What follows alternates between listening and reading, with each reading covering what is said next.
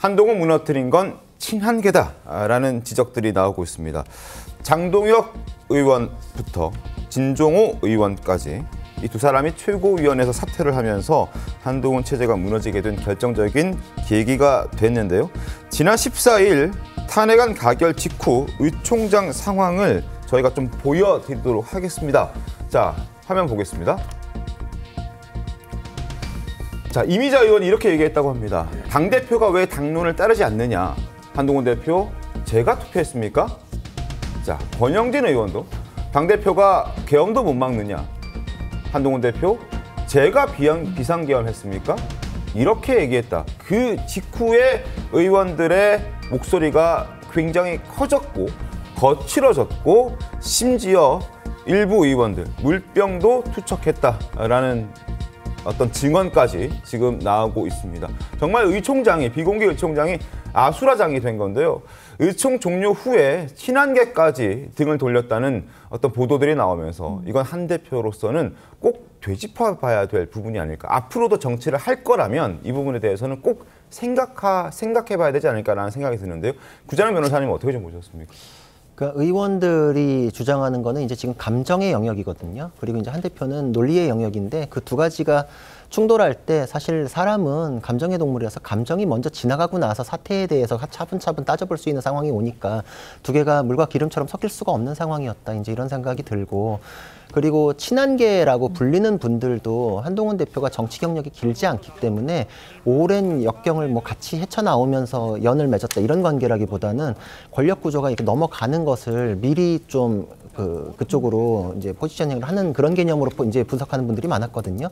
다음 대권 주자로서의 위상 그거에 대해서 친한계로서 자리매김을 하겠다 뭐 이런 분들이었다면은 사실 인간적인 의리나 뭐 이런 거보다는 다시 또 한동훈 대표가 이번 그 비상계엄 이후의 과정에서 국민적인 지지가 좀 빠지는 거 그거에 대한 압력이 스스로가 뭐 정치적인 계산을 하는 상황까지 왔다 이제 이렇게 볼 수 있고 그리고 정치라는 게 사실 저는 이제 이 계엄 이후의 상황에 대해서 볼 때 보수가 분열되는 것이 가장 안 좋다. 그래서 지난 시간에도 여기서 논의했을 때 탄핵만은 안 된다. 그래서 제가 질서 있는 퇴진 얘기했던 것도 탄핵이 됐을 때 이런 분열 상황이 반드시 벌어질 수밖에 없다는 생각 때문에 그게 가장 두려웠거든요. 네. 결국은 벌어졌는데 이 상황에서 한동훈 대표도 스스로가 무언가 던지는 모습들이 같이 있어야지 설득이 되지 않을까 이런 생각들을 많이 했고 저도 그 부분이 굉장히 마음이 아파서 만약에 그 당시에도 대선에 대한 불출마 이런 것들에 대해서 입장을 밝히라는 얘기들이 있었잖아요. 네. 그런 것들을 함께 논의하면 어떨까 이제 이런 생각들 저도 이제 주변 분들한테 의견을 많이 드렸었는데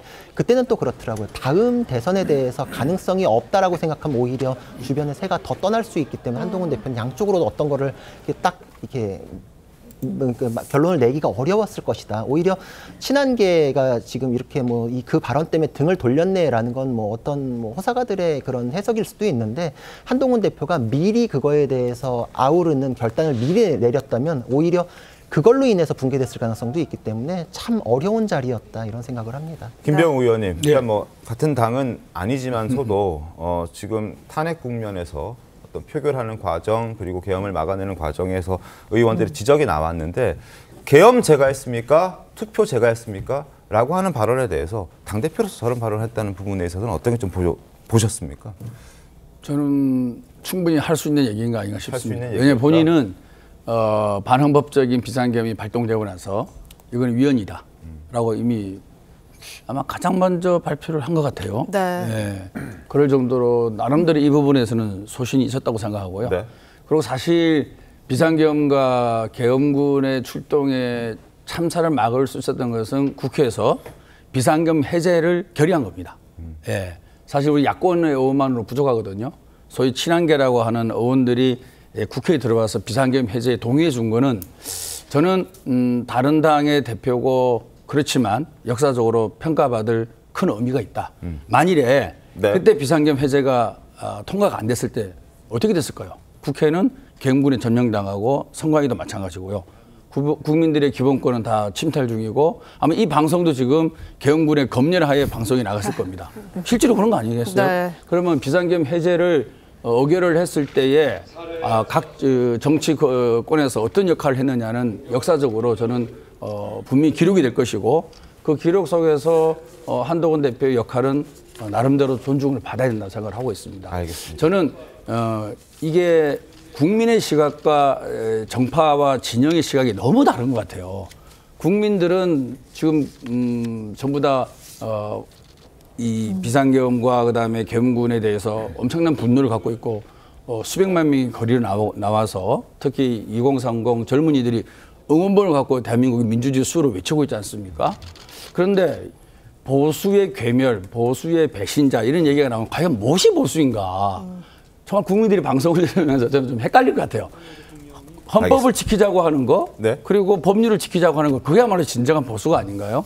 보수를 지키지 못한 사람에 대해서 따끔하게 충고하고 올바른 행동을 하는 거, 저는 그게 진정한 보수이지 않을까라고 생각을 하고 있고요. 알겠습니다. 우리가 이번 사태를 겪으면서 네.